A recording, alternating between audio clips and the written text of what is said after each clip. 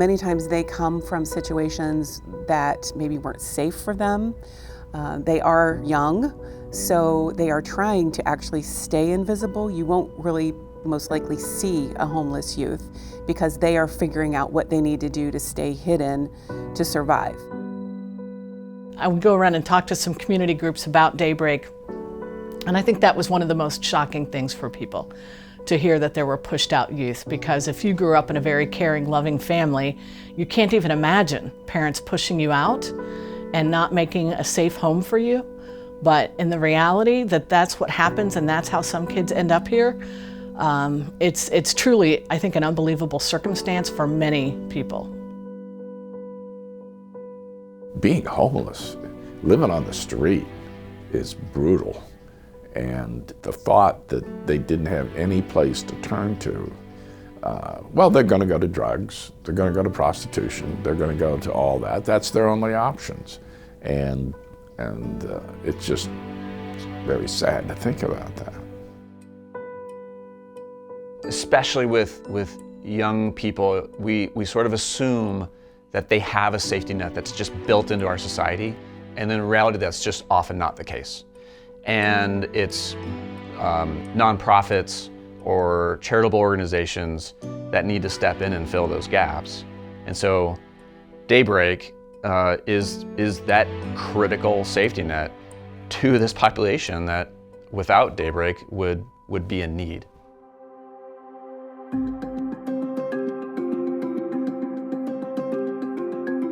From the beginning, Daybreak has been a community effort. The community has supported them. It was corporations, it was individuals, it was foundations coming together saying, we've got a problem that we need to fix. I think the magical combination happened a couple of years before Daybreak was founded in 1975, when Evangeline Lindsley was a part of that community. Dorothy Hitchcock was a part of the conversation. A gentleman by the name of Mel Lopez, who was part of the court system at that time, part of his job was to think about youth and what they were doing. My dad's sense was, these are children, these are still growing, they're not adults, and that they deserve a chance for rehabilitation, for care, so that they don't end up in the court system or in the jail system for the rest of their lives, honestly, because they weren't welcome or cared for at home. My mother, Dorothy Hitchcock, helped found Daybreak because she was sort of forward thinking.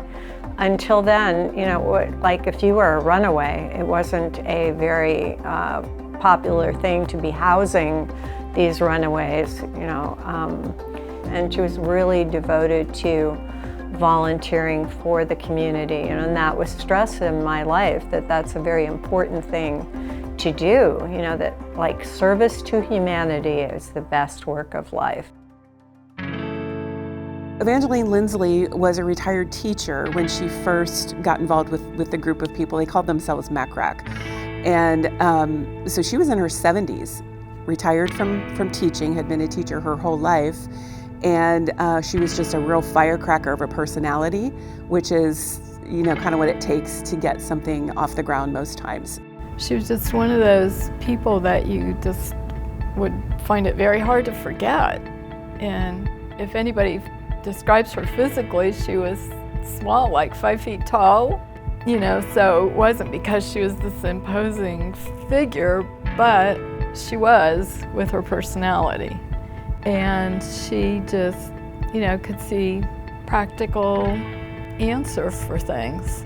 So that's probably why you wouldn't want to cross her, because you probably wouldn't win.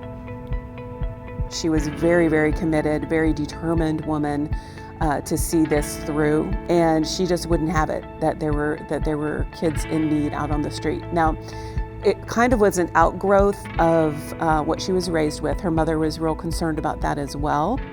Her mother had an interesting job with the sort of an adjunct to the Dayton Police Department, the women's department of that. And she would go to dance halls and dances as kind of almost on a morality check of were there any hanky-panky going on during these dances and that. So that was her job. And in the context of that job, she would come across a lot of young girls who were basically kind of out on the street while their mothers were entertaining men at home. And so they were just on their own, some as young as 8 years old. And Evangeline's mother wondered, well, what can we do with these? And the person that she was dealing with at the police department said, well, just bring them down here. Well, she was shocked to find that what they did to house them was just to put them in the jail.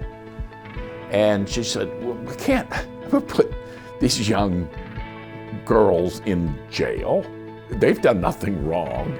So her mother started taking them in herself for a period, but there was no long-term solution for them. It was just a temporary thing. So then 40 years later, nothing had changed. These young girls who were being pushed out on the street for a number of reasons had no place to go, and they just put them in jail to house them. And she just couldn't stomach that, and so she got others involved in organizing some kind of way to deal with it, and that morphed into Daybreak.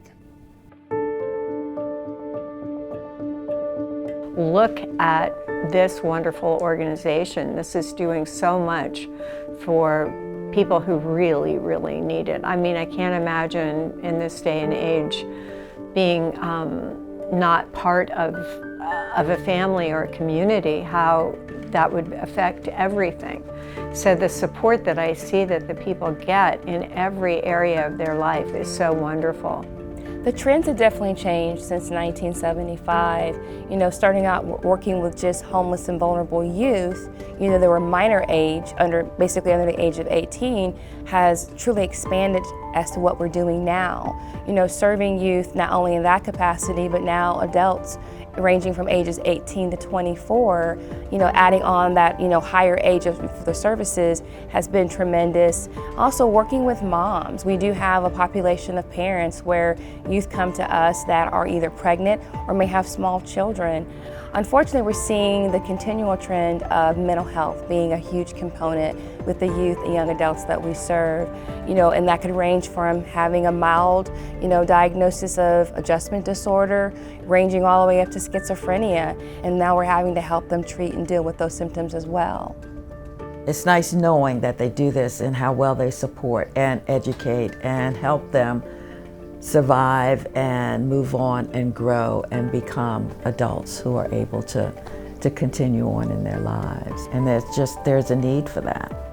It's maybe a natural inclination, unfortunately, for us to blame youth for a lot of problems and see them as, you know, responsible for where they are. And certainly young people can make decisions that are not the best, but that's kind of the whole point. You're still growing up, you're still a young person, and if you don't have that family support, you don't have people caring for you or giving you safe shelter, then what is your next option? And your option could be either be on the streets, which is going to be a horrible option, or find Daybreak. Daybreak, right here in the Dayton area, they are helping people who need it every single day. And for some, right now, maybe Daybreak is all that they have. And without Daybreak, they would not have anywhere else to go. They wouldn't have the support that they need. So we can just feel very confident and content to know that we're supporting an organization that is making a real difference right here with our neighbors on a day-to-day basis. There's nothing better than knowing that you just might have saved somebody. You might have saved a life. You might have saved a lifetime of dissatisfaction and unhappiness, and put somebody on a path where they can find happiness. We each have to find our own happiness, and some people need a little bit of help with that. And I really think that's what Daybreak does. They take those youth that may be lost forever if somebody didn't take the time to take care of them. And their future employees, their future neighbors, their future citizens that might do great things later, and if we left them and just discarded them, we could lose something really important in our future and not even be aware of it. Life should have meaning, and they're giving these kids meaning. Everybody has a gift, and Daybreak helps kids to find that gift. Yep.